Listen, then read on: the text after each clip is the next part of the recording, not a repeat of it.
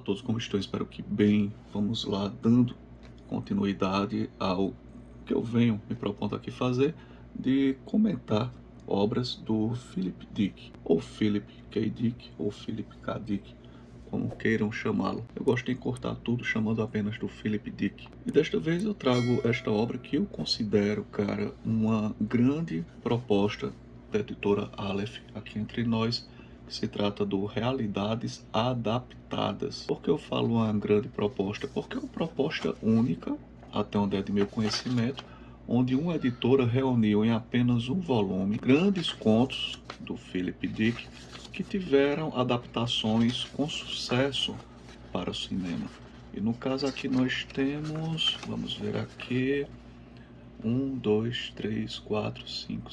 7 contos que tiveram boas adaptações para o cinema. E boas adaptações porque colheram os principais elementos de cada conto e deram a roupagem específica para a plataforma cinematográfica, não seguindo nada à risca do que tem aqui, até porque são contos pequenos, não chegam sequer a ser novelas, são contos um pouquinho longos, mas também não chegam ao status de novela.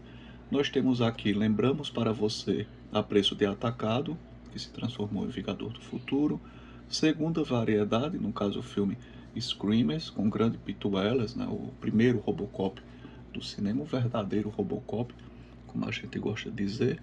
Impostor, teve aquela adaptação para o cinema no começo dos anos 2000, com a belíssima Madeleine Stowe, o Tony Shalhoub, que depois veio a interpretar o Monk na série de TV, e o protagonista protagonismo, né, ficou com Gary Sinise. O Relatório Minoritário, Minority Report, A Nova Lei, aquele filmaço do Spielberg com o Tom Cruise. O Pagamento, teve uma adaptação com Ben Affleck, filme interessantíssimo, né, aquela coisa de que um engenheiro de desmonte que tem a memória apagada após um serviço de pirataria industrial, aparentemente começa a prever o futuro, porque o equipamento que ele estava desmontando tinha a ver com o sistema de ótica que permitiria atingir uma curvatura do universo, por assim dizer. Isso lhe dava um alcance de passagem no tempo. O Homem Dourado, essa aqui foi uma adaptação que eu não gostei muito, cara, de todos esses filmes. No caso, protagonizado pelo Nicolas Cage, mas é um filmezinho bacana. E a Equipe de Ajuste, que chegou ao cinema como Agentes do Destino. A tradução dessa obra, de todos esses contos, ficou com a Ludmila Hashimoto, que já traduziu outras obras do Philip K. Dick. E dá para passar horas aqui, cara, comparando texto original, texto escrito, com a adaptação cinematográfica. É curioso a gente pensar, né, que o Philip Dick ele não viveu o suficiente para ver suas obras adaptadas para o cinema, nenhuma delas. Quando Blade Runner, que foi a primeira adaptação, estava em fase de produção, ele faleceu. Então, após o seu falecimento, 3 meses após, foi que houve a estreia de Blade Runner, e depois ele foi se popularizando, seus textos foram se popularizando ainda mais no cinema, com várias adaptações, às quais ele não chegou, infelizmente, a ver nenhuma. Isso aqui, cara, é um prato cheio, como a gente costuma dizer, para quem gosta dessa pegada do livro e sua adaptação cinematográfica. É algo que eu me interesso bastante, eu gosto de analisar as duas plataformas, a plataforma escrita original, Primeva, primitiva, com a sua adaptação para o cinema. Eu gosto sempre de fazer essa associação, né? Tenho vários vídeos aqui a respeito. Eu não vou me estender tanto aqui em realidades adaptadas, porque ficaria um vídeo excessivamente longo. Mas eu posso, por exemplo, mencionar aqui algumas curiosidades. Em O Vingador do Futuro, né? Lembramos para Você a Preço de Atacado. Isso, na verdade, é um conto de humor, cara. É um conto de comédia. O Coelho, Douglas Coelho, ele quer muito viajar a Marte, né? Ele tem um sonho de conhecer Marte. Ele vive com aquilo na cabeça, então ele vai a uma empresa, no caso a Recordar SA, que trabalha com implante de memória. Você diz, eu queria muito conhecer Vênus, mas eu não posso ir a Vênus, eu não tenho grana. Não, tudo bem, você vem aqui, a gente coloca uma ideia de que você visitou Vênus, você vai acreditar que visitou Vênus. Enquanto você está aqui implantando memória, nossos agentes vão ao seu apartamento e colocam ali provas físicas, artefatos de que você visitou Vênus. Então, quando você volta para casa, você tem aquela ideia viva de que houve visita.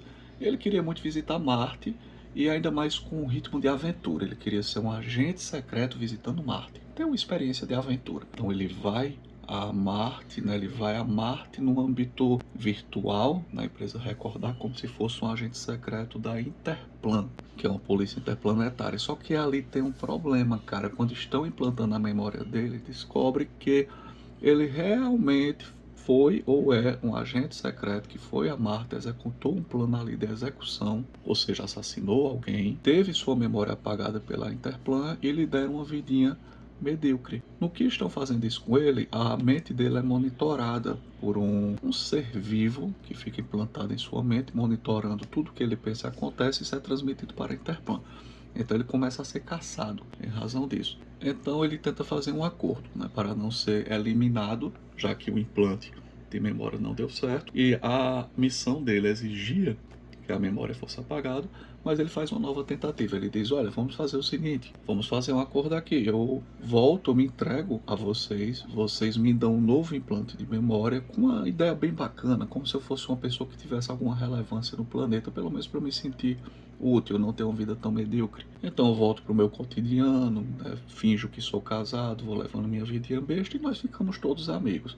Então os caras, tudo bem, vamos tentar fazer isso. Antes fazem uma avaliação com psiquiatras e eles descobrem que o grande sonho dele, que estava ali bem nos recônditos do seu cérebro, é ser um homem que, quando era uma criança, teve um contato com a raça alienígena invasora, fez um acordo com aquela raça alienígena invasora e que, enquanto ele fosse vivo, ele não, essa raça não invadiria a Terra. Então ele é o homem que preserva a Terra, porque enquanto ele estiver vivo, essa raça invasora não virá invadir a Terra. É uma coisa bem de criança mesmo, cara, uma ideia bem estapafúrdia. E as pessoas até criticam muito ele por essa ideia estapafúrdia que ele quer ter implantado. Poxa, o cara é tão megalomaníaco que quer sobreviver, continuar sua vida medíocre, achando que sua vida é essencial para a manutenção da vida na Terra, porque quando ele morrer, os invasores voltarão e destruirão tudo pelo planeta Terra. Então vamos lá, levam ele novamente para implantar essa memória, só que durante a implantação da memória,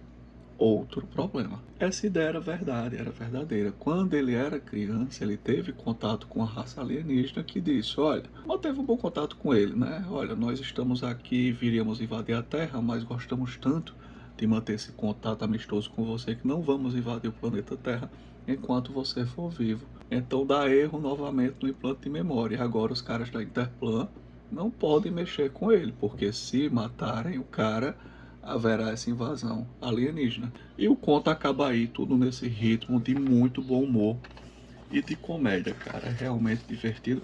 Aqui na capa ficou bacana, né? Cenas do filme, Schwarzenegger, aqui o Gary Sinise, a Precog dentro do poço. Embora no conto original de Minority Report, a Dora, que é a Precog mulher, ela não fica em um poço junto com os outros Precogs, não. Eles ficam em cadeiras atados a eletrodos, fios, computadores, essa coisa toda. Vamos lá para outro ponto com adaptação bem curiosa. Pronto, a segunda variedade, Screamers. Enquanto no cinema se passa em outros planetas e eles estão ali minerando, né? São organizações de mineração que estão em guerra. Aqui, Screamers não. Houve uma guerra, Estados Unidos, Rússia. O remanescente americano foi para a Lua, possui uma base na Lua. E a guerra é travada aqui. Os assassinos cibernéticos estão aqui pela Terra querendo chegar à Lua para destruir ali o remanescente humano. E aqui em segunda variedade, existe uma variedade de assassino cibernético que parece uma criança, eles chamam de David.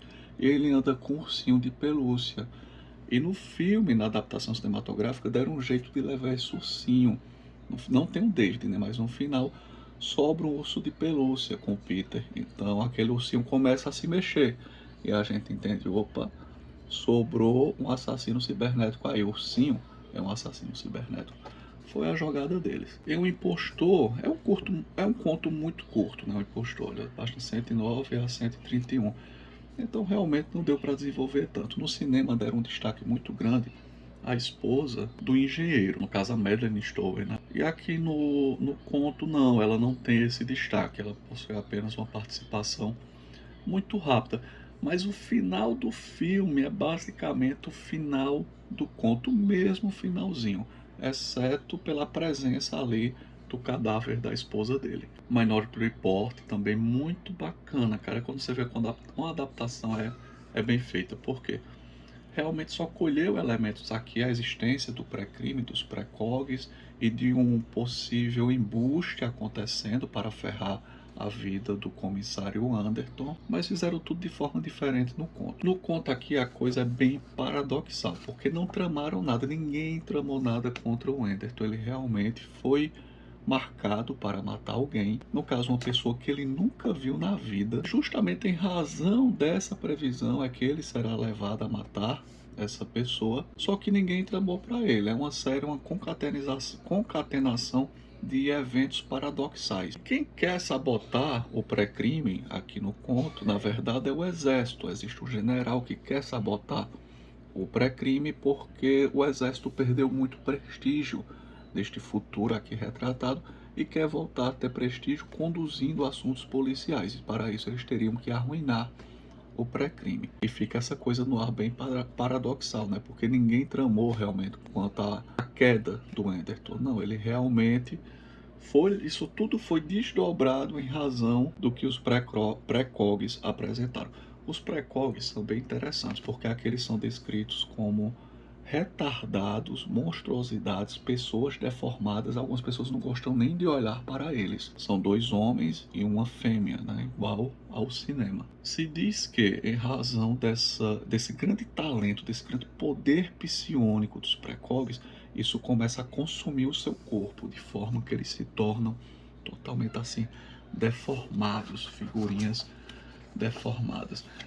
Cara, dá para continuar falando aqui sobre os demais contos. Talvez eu faça isso em uma segunda oportunidade. Eu só queria aqui mesmo destacar que esse livro é realmente muito bacana para quem, sobretudo, gostou dos filmes. Eu acho muito bacana isso, essa comparação, né? Obra cinematográfica e obra escrita. Então, para mim, foi um livro muito mais do que bem-vindo. Sem contar que alguns desses filmes são filmes que eu gosto bastante. Eu adoro Screamers, cara. O Vingador do Futuro, o primeirão, com o Arnold Schwarzenegger. Gostei bastante também, Minority Report. O Pagamento também é um filme bacana. Aqui o único filme que eu não gostei muito mesmo foi O Vidente, mas ainda assim é um filme tragável. Então, para mim, foi um deleite estar aqui comparando obra escrita e sua adaptação para o cinema. O que eles escolheram de elementos aqui para transformar em filmes de grande sucesso e que foram importantes, principalmente em minha infância, como por exemplo Screamers e O Vingador do Futuro. Na minha infância e adolescência foram filmes bem importantes. Bem, vou ficando por aqui novamente. Mais uma obra do Philip Dick aqui brevemente comentada. Um abraço a todos vocês e até a próxima.